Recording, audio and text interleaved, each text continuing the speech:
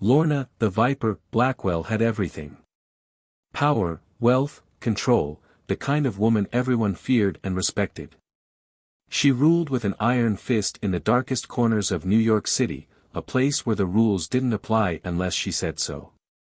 Her criminal empire was unchallenged, and her presence alone made grown men shiver. But even someone like Lorna couldn't predict the destruction that would unfold when a single betrayal shattered everything she'd built. On the evening of February 14, 2023, a night meant for love, Lorna's world crumbled in a way no one saw coming. Her husband, Frank Blackwell, had been hiding a secret affair with none other than Tiffany Monroe, Lorna's lover. The affair wasn't just a personal betrayal, it was a dagger in the heart of a woman who had made enemies disappear without a trace. Tiffany Monroe was young, ambitious, and beautiful, everything Lorna was not. And when the truth came to light, the consequences were swift, brutal, and unforgiving. The moment Tiffany's blood soaked the floors of Lorna's lavish penthouse, the game had changed forever. The streets of New York, already darkened by crime, now carried whispers of this deadly love triangle. It wasn't just another murder, it was the fall of a queen. And on that night, there would be no room for mercy. You're about to hear the truth behind Lorna, the Viper, Blackwell's deadliest decision. The crime scene was a mess, and the evidence was undeniable. But as with any powerful figure, the story doesn't end with a simple arrest. Before we get into the chilling details, hit that subscribe button and turn on the notification bell so you don't miss another story from the shadows of the criminal world. You'll want to hear this one. The brutal saga unfolded on the evening of February 14, 2023, in the heart of New York City, a place where ambition and danger coexisted like two sides of a coin. The city had seen its share of crime, but this case, this one, would send shockwaves through even the most hardened criminals. When a mafia queen is betrayed, the result is always devastating. But when that betrayal comes from within, when it's from someone she loves and trusts, the price is paid in blood. New York streets were already notorious for their dark underbelly, where the mafia operated in the shadows, pulling strings in a world of power and violence. But Lorna, the Viper Blackwell, wasn't just another gangster. She was a force. A woman feared by every man who worked for her and every criminal who crossed her path. She didn't just run a syndicate, she owned it. Her empire stretched across the city, and no one dared challenge her. Every business, every street corner, and every illicit deal passed through her hands. Her cold calculation and ruthless nature ensured that any threat to her power was swiftly eradicated. Lorna's name wasn't just a symbol of power, it was a warning. But as powerful as she was, even Lorna couldn't anticipate the kind of betrayal that would unfold that evening. Lorna had built her empire from the ground up. She wasn't born into crime, but she had quickly adapted to it, growing cold and unyielding over the years. From running illegal gambling rings to managing underground drug trades, Lorna was a visionary in the criminal world. She made deals with corrupt politicians, controlled smuggling operations, and built a network that even the police couldn't penetrate. Her infamous reputation wasn't just due to her cruelty, it was her unpredictability that made people fear her. She was the kind of woman who could show kindness one moment and take a life the next, without a second thought. The Viper nickname wasn't just for show. Those who crossed her often didn't live long enough to regret it. Tiffany was the younger lover caught in the crossfire of a dangerous game. She wasn't born into wealth, nor did she come from a criminal family, but she was no stranger to ambition. Tiffany worked her way through the underworld, using her beauty and wit to climb the ladder. But it was her affair with Frank Blackwell that would ultimately seal her fate. Tiffany didn't just fall in love with Frank, she believed she could have everything, his heart, his power, and maybe even his place by Lorna's side. In the world of mafia queens and powerful men, Tiffany found herself tangled in a forbidden love that was always destined to end in tragedy. Frank wasn't just Lorna's husband. He was a fixture in her empire, a man who played his part in the shadows, keeping the empire running smoothly. He wasn't as ruthless as Lorna, but he wasn't without his own darkness. Frank had a history, a past he kept hidden from his wife. And it was this hidden life that would lead to his downfall. Tiffany wasn't the first affair Frank had, but she was the one who would cost him everything. His betrayal didn't just destroy his marriage, it was a direct challenge to Lorna's power. And in Lorna's world, betrayal was met with the most brutal of consequences. For Lorna Blackwell, nothing happened in her world without her knowing. She had spies in every corner of New York City, and her influence stretched far beyond what most people could imagine. If someone whispered her name, she knew about it. If a deal was made without her approval, she found out before the ink dried. So when her husband, Frank Blackwell, started acting differently, staying out late, taking secret phone calls, and avoiding her touch, Lorna knew something was wrong. But it wasn't suspicion that led her to the truth. It was cold, hard proof. At first, Lorna ignored the signs. Frank had always been a man of secrets. After all, he wasn't just her husband, he was her business partner, her closest confidant. She knew he had affairs before, but they were meaningless, quick distractions that never threatened her position. This time, it was different. He was distracted. Irritable. He started making excuses to leave in the middle of the night, claiming business meetings that didn't add up. And then there was his phone, always face down, always locked. Lorna wasn't a woman who asked twice. Lorna didn't need to search for the truth, it came to her. One night, during a routine meeting at one of her nightclubs, an associate named Rico Vasquez leaned in and muttered something that made her blood run cold.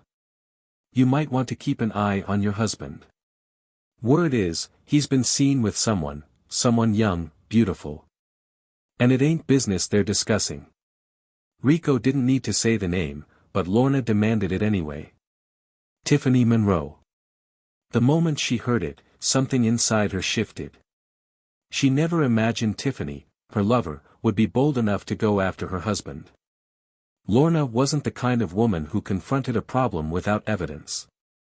She had her men follow Frank. They tracked his movements, watching every step he took. It didn't take long before the truth unfolded in front of them.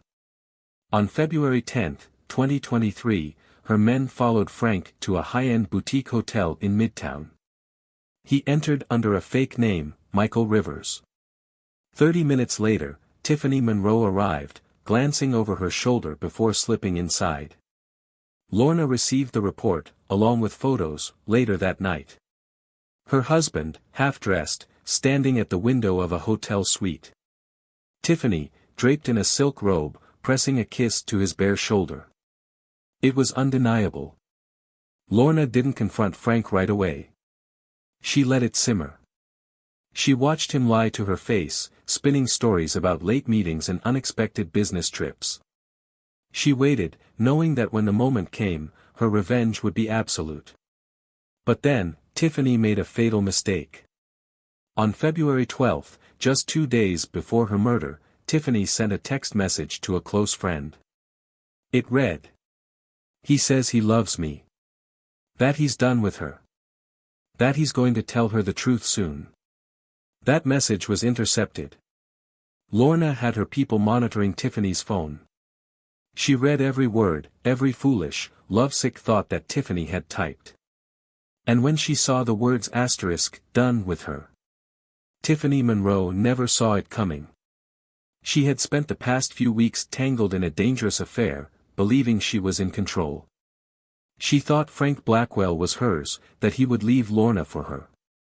She even allowed herself to believe she was untouchable. She was wrong.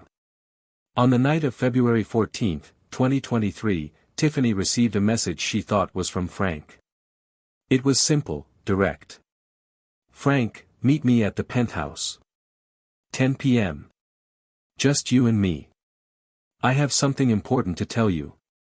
The penthouse, a luxurious apartment on the Upper East Side, was where she and Frank often met in secret. It was one of the many properties owned by the Blackwells, but this one was different.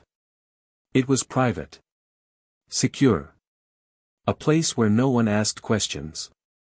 Tiffany smiled at the message. This was it. He was finally ready to leave Lorna. Or so she thought. What Tiffany didn't know was that the message didn't come from Frank. Lorna had intercepted his phone earlier that day.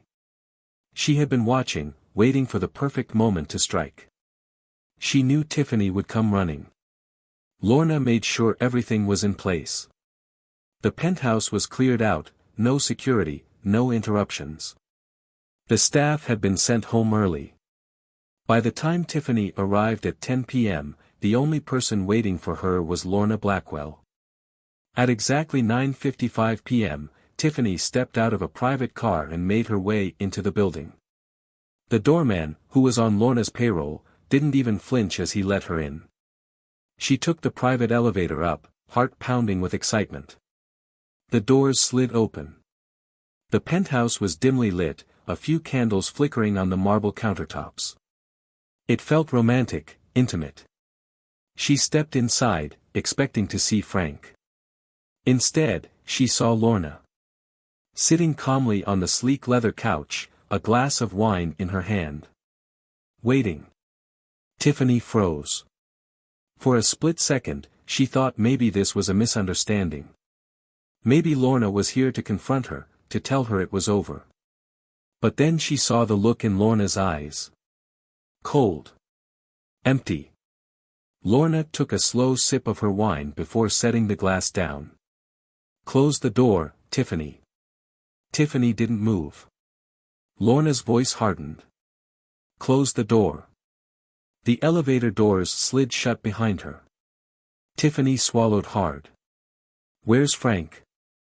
Lorna tilted her head, studying her like a predator sizing up its prey. Frank, she mused. Oh, sweetheart. Frank's not coming. Tiffany's stomach dropped. She had walked straight into a trap. Tiffany took a slow step back, her heart pounding in her chest.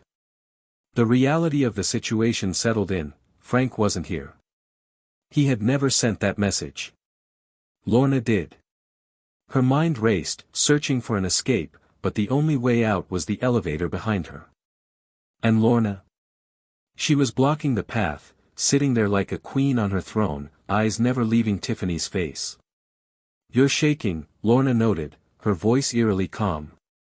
Is that fear, or guilt? Tiffany swallowed hard. Lorna, listen, whatever you think. Lorna cut her off with a quiet chuckle. She stood up, slow and deliberate, smoothing out the silk of her black dress. Whatever I think, she repeated. Tiffany, I don't think. I know. I brought you into my life, loved you. And this is what I get. She reached for something on the coffee table. Tiffany flinched, expecting a weapon. Instead, Lorna picked up a small stack of photos and held them up. Tiffany's breath caught in her throat. They were pictures of her and Frank, together. Kissing. In hotel rooms. In cars. Laughing in places she thought were safe. You really thought I wouldn't find out? Lorna asked, tilting her head. I own this city. Every street, every hotel, every single person who works in them. And you thought you could take my husband? Tiffany felt her stomach twist. I never meant to. Never meant to what? Lorna snapped, stepping closer. Sleep with him. Whisper promises in his ear. Think you could replace me? Tiffany shook her head frantically. He told me he loved me. He said he was going to leave you. Lorna smirked, her expression laced with something terrifying, amusement. Oh, sweetheart, she whispered, that's what men like Frank do. They lie. They tell little girls like you exactly what you want to hear. Then her smile faded, and the temperature in the room seemed to drop. And now, because of your stupidity, I have to clean up your mess. Tiffany's breathing became shallow. Lorna, please. We can talk about this. But Lorna wasn't listening. She reached into a drawer beside the couch and pulled out a small, sleek pistol. Tiffany's eyes widened in terror. You don't have to do this, she begged. Please. Lorna tilted her head, considering. Then, in a voice so soft it was almost a whisper, she asked. Did you beg Frank to stop before you spread your legs for him? Tiffany's breath hitched. And that's when Lorna pulled the trigger. The silencer muffled the first shot, but the impact wasn't any less brutal. A sharp gasp escaped Tiffany's lips as she stumbled back, her hands clutching her stomach. Blood bloomed through the fabric of her dress, spreading fast. She let out a choked sob, sinking to her knees.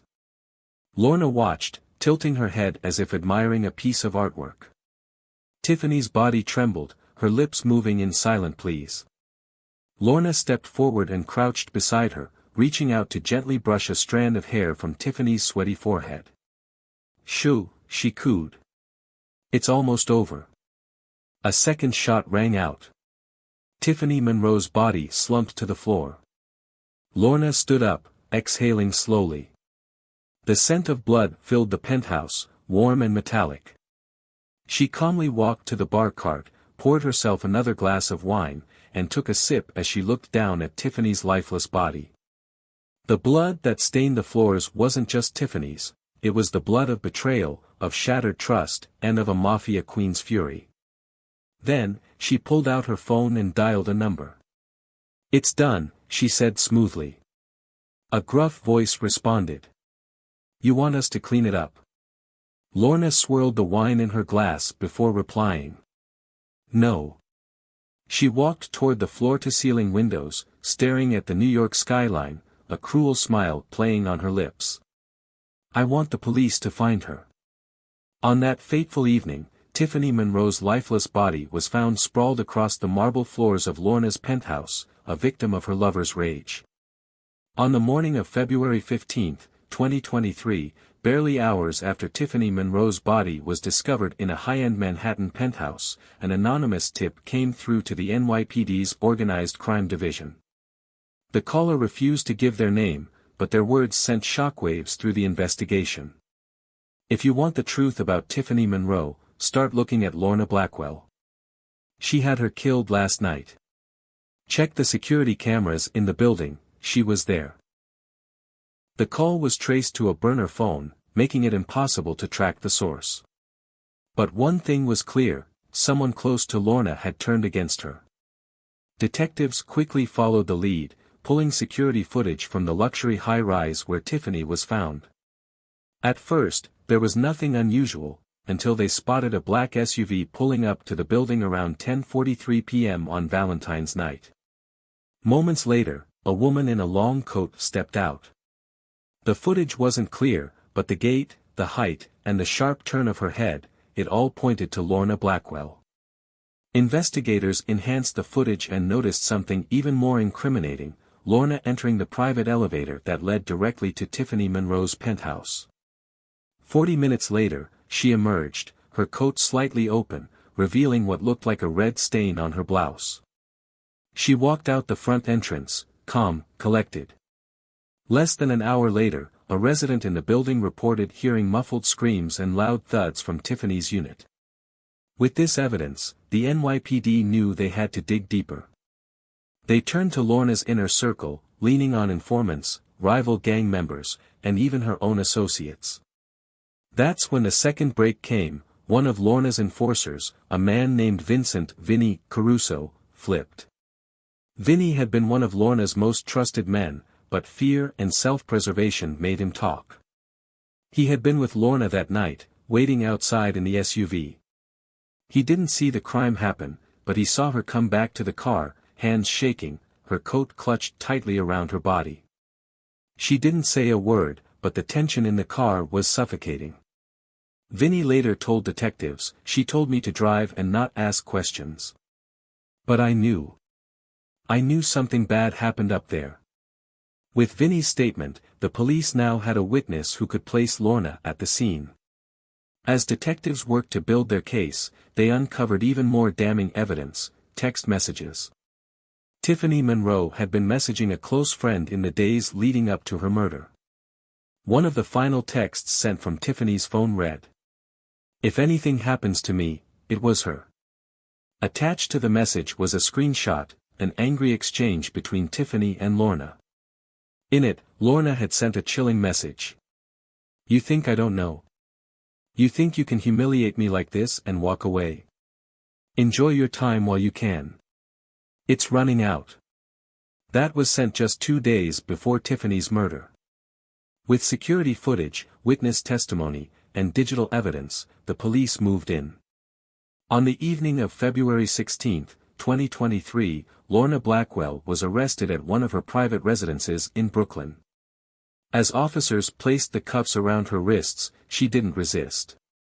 She simply smirked and said, "Took you long enough." What she didn't know was that the very empire she built had turned against her. Someone in her own ranks had given her up. And once the case made it to trial, even more betrayals would come to light. But as the investigation unfolds, the truth starts to surface. What seemed like a straightforward act of jealousy slowly reveals itself to be far more complicated. Tiffany's death wasn't just a crime of passion, it was the result of a long-standing, deadly power struggle within Lorna's empire. As the investigation moves forward, the key question remains, who truly was the victim here? Tiffany? Frank? Or was it Lorna, whose entire world had been turned upside down by one simple act of betrayal? The story was far from over. The discovery of Tiffany Monroe's body was only the beginning.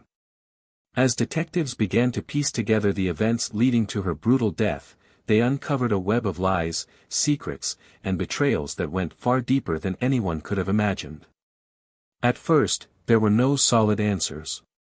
The police couldn't figure out why a powerful mafia queen like Lorna would resort to murder, especially considering how much she had to lose.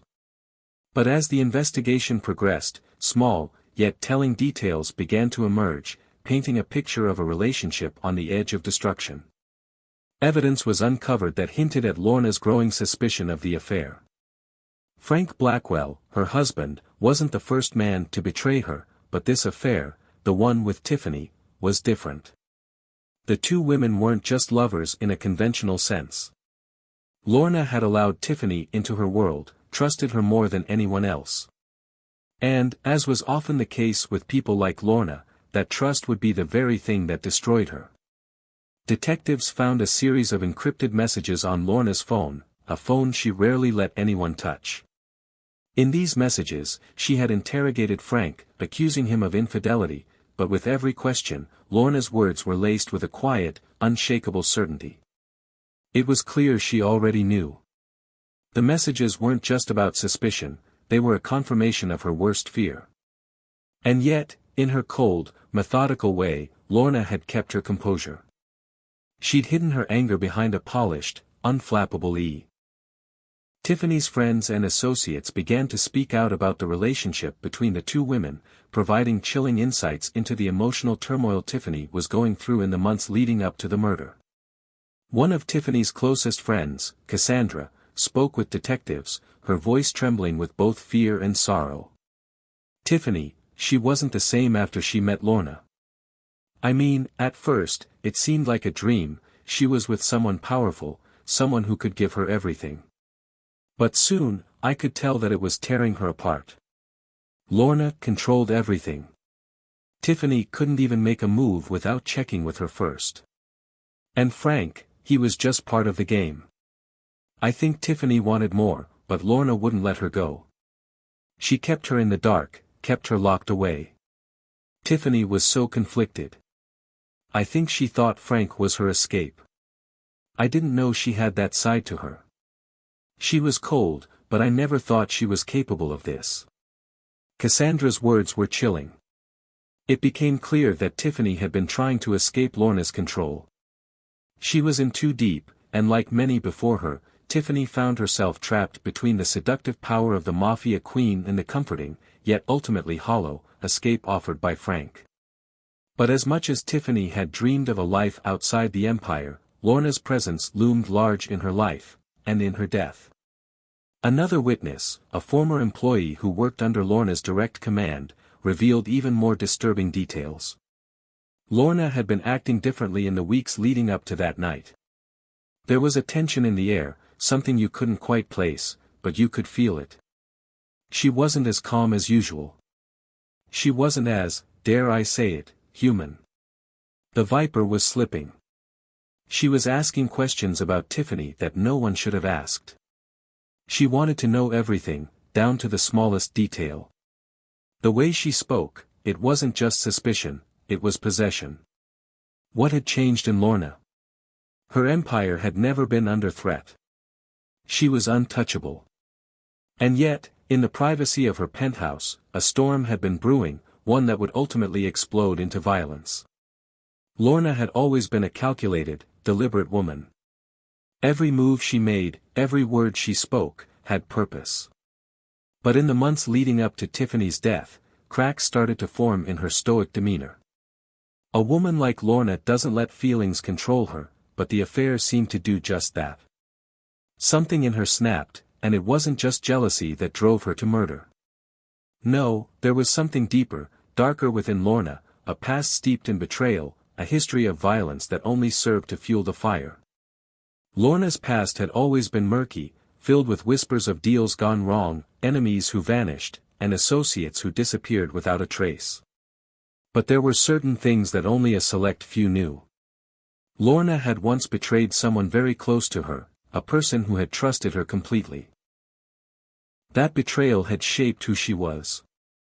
It was said that Lorna's father, a notorious gangster in his own right, had once betrayed his closest ally, leading to his own death. Lorna's revenge had been swift, and the lesson she'd learned was clear: betrayal is a debt that must always be paid in full. In her mind, Frank's affair with Tiffany was a form of betrayal. But it wasn't just about the affair, it was about the fact that Frank had chosen someone else, someone who wasn't part of the empire. Tiffany was a threat, one that needed to be eliminated. Lorna was never one to let her emotions cloud her decisions, but in this case, she couldn't help but feel the sting of abandonment. And as the investigation continued, the detectives found more disturbing clues. A set of photographs was discovered, pictures of Tiffany taken in secret by someone who had been watching her. At first, the investigators thought it was Lorna keeping tabs on her lover. But when they traced the source of the photos, they found something that made their blood run cold. Frank had taken the pictures, sending them to Lorna as a twisted attempt to ease her jealousy, to prove that he was still hers. But it only added fuel to the fire. What really drove Lorna to murder? Was it pure jealousy? Or was it something far deeper? The detectives couldn't say for sure, but as the pieces of this twisted puzzle fell into place, one thing was certain: this wasn't just a crime of passion. This was the result of years of manipulation, control, and power dynamics that had been building for a long time. Lorna may have killed out of jealousy, but it was also a matter of principle. For someone like her, there was no room for betrayal, especially not in her own home. Tiffany's death was a calculated act, but it was also deeply personal. And as the detectives delved deeper into the case, the truth began to show just how much Lorna had lost, and how much she was willing to destroy in order to maintain her position. The tension continued to mount, and the public was beginning to take notice. What kind of person could do such a thing? Was Lorna, the Viper of Blackwell, truly capable of cold-blooded murder? The investigation was far from over, and the answers were still buried in a web of secrets, lies, and power struggles that stretched far beyond the penthouse where Tiffany's blood had been spilled. The investigation into Tiffany Monroe's murder had reached a standstill. The evidence, though telling, had not provided the final piece of the puzzle. Detectives knew there was something crucial they had yet to uncover, something that would break the case wide open. It wasn't until they discovered a hidden phone recording that the walls of silence began to crumble. On March 3, 2023, a record was found. The recording was not meant to surface. It had been buried in the depths of the Mafia queen's operations. But the authorities had a source inside her inner circle who came forward, bringing this chilling audio with them.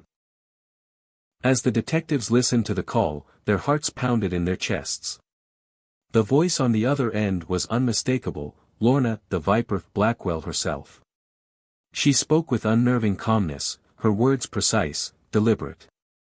There was no panic, no remorse.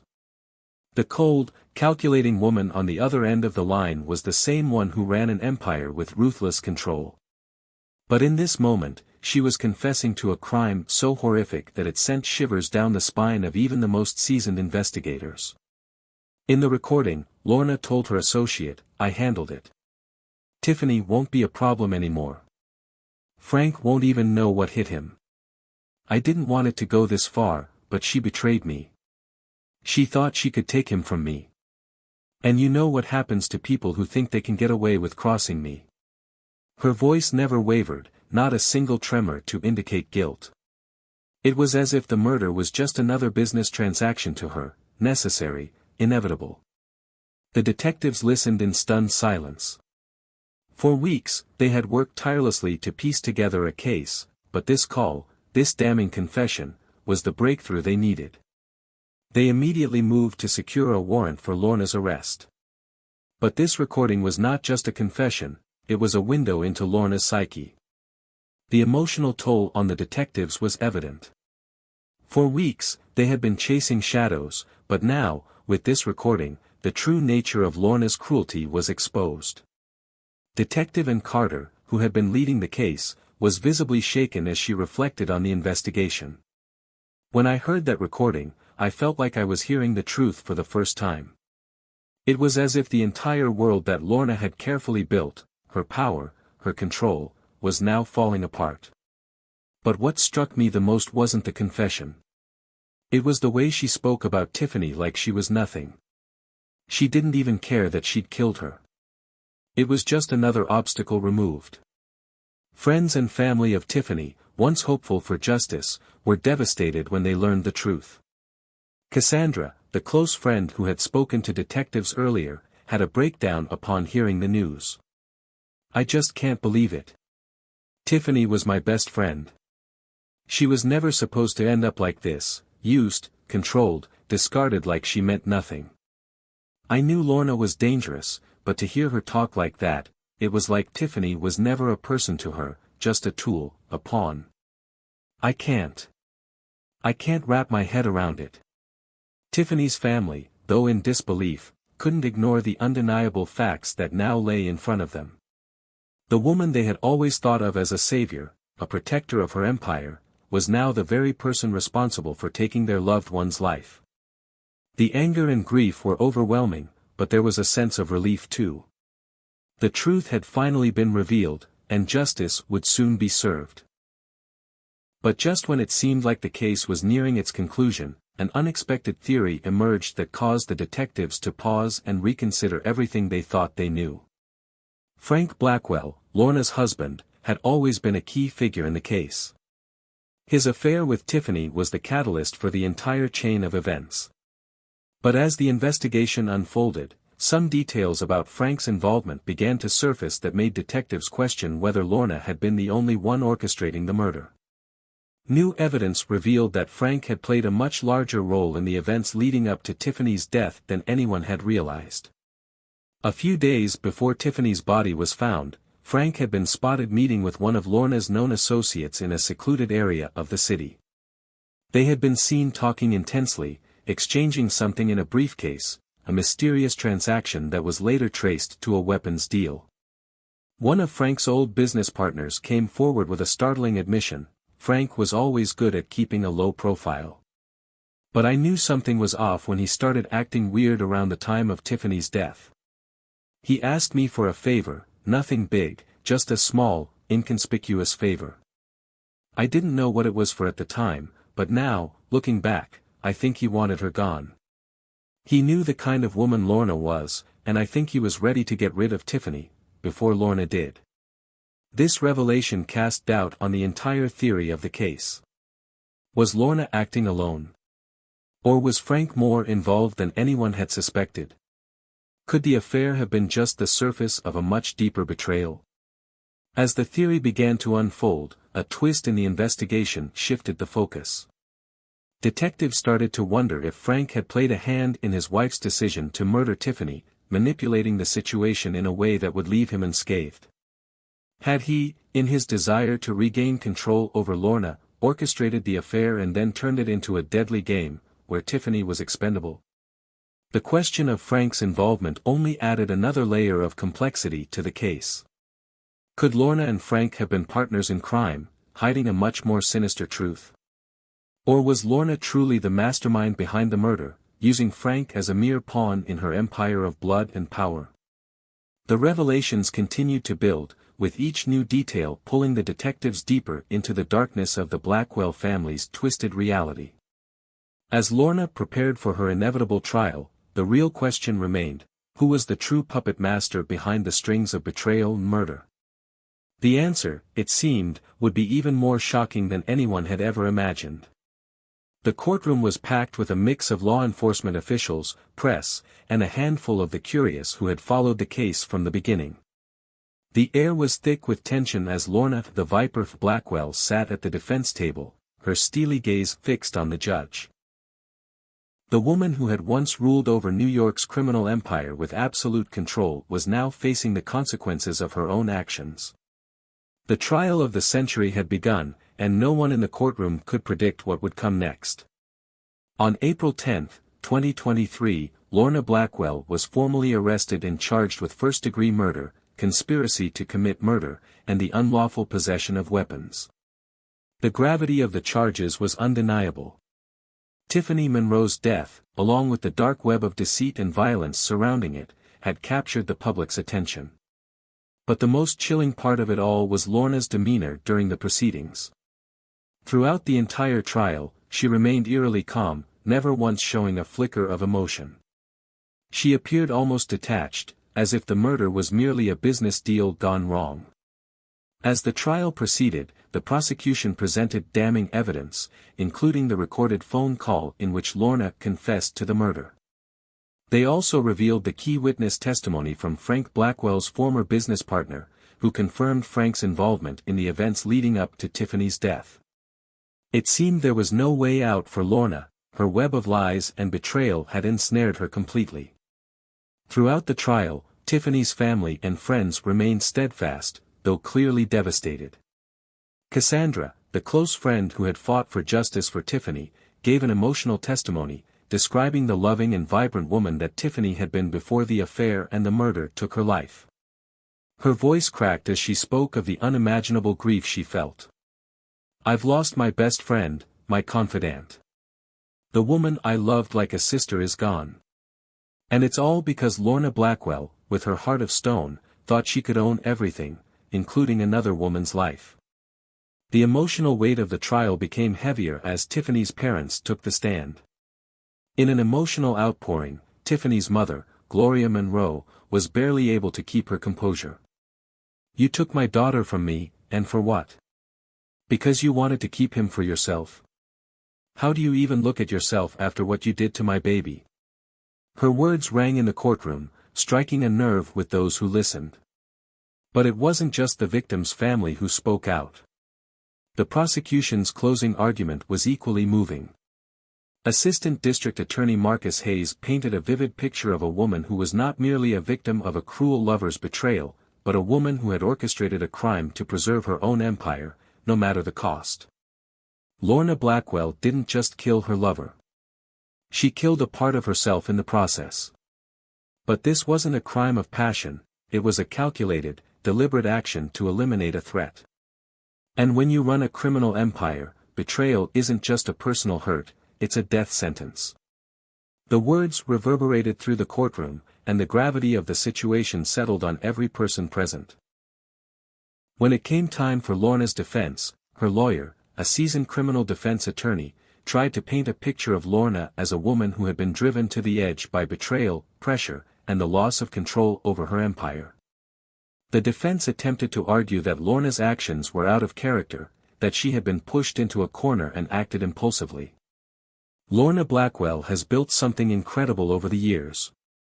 Her empire, her legacy, was everything to her.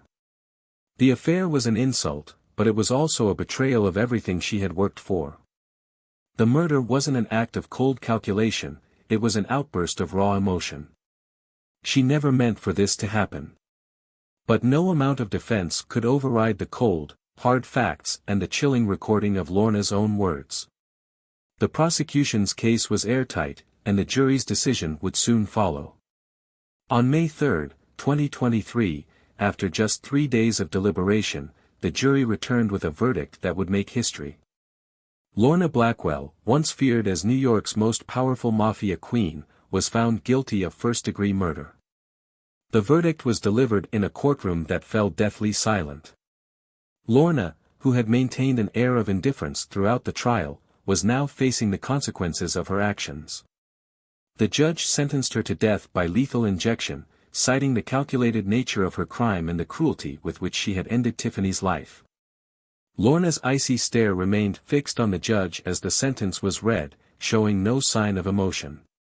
Her empire had crumbled in a matter of months, and her fate was now sealed. Lorna's arrest and conviction sent shockwaves through the criminal underworld. The mafia that Lorna had once commanded was left reeling. Her actions exposed vulnerabilities that many had assumed were untouchable. The power structures that had kept Lorna at the top of the food chain for years were now in disarray.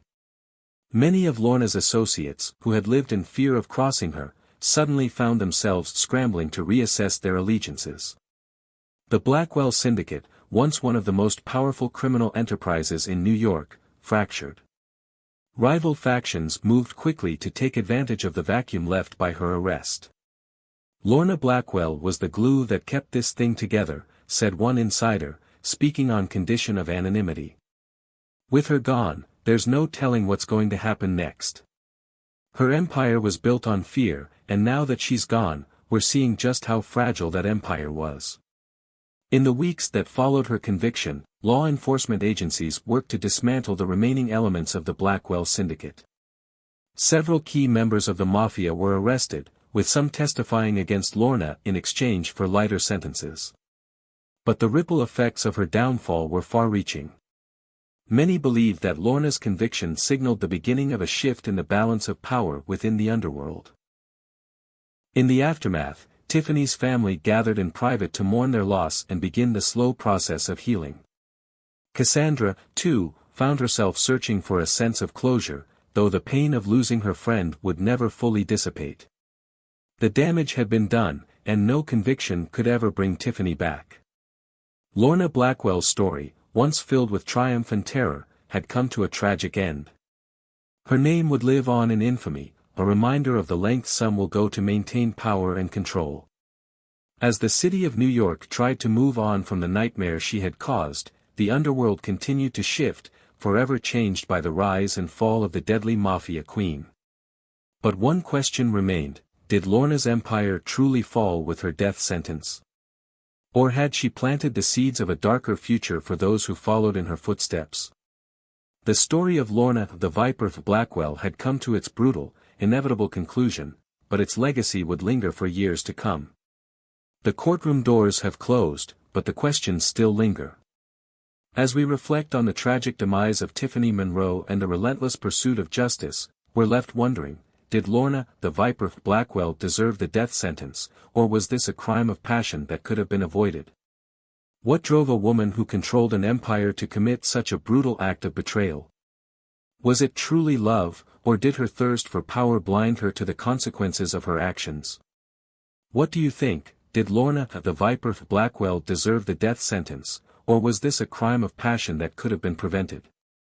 Leave your thoughts and theories in the comments below. What really happened in that deadly love triangle? Was Tiffany just a victim of Lorna's ruthless jealousy, or did Frank's betrayal push her over the edge? Or perhaps there's more to the story than meets the eye. We want to hear from you.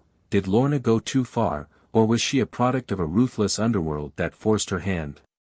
If you enjoyed this deep dive into one of the most shocking crimes in recent memory, don't forget to hit that subscribe button and turn on the notification bell, so you never miss another tea.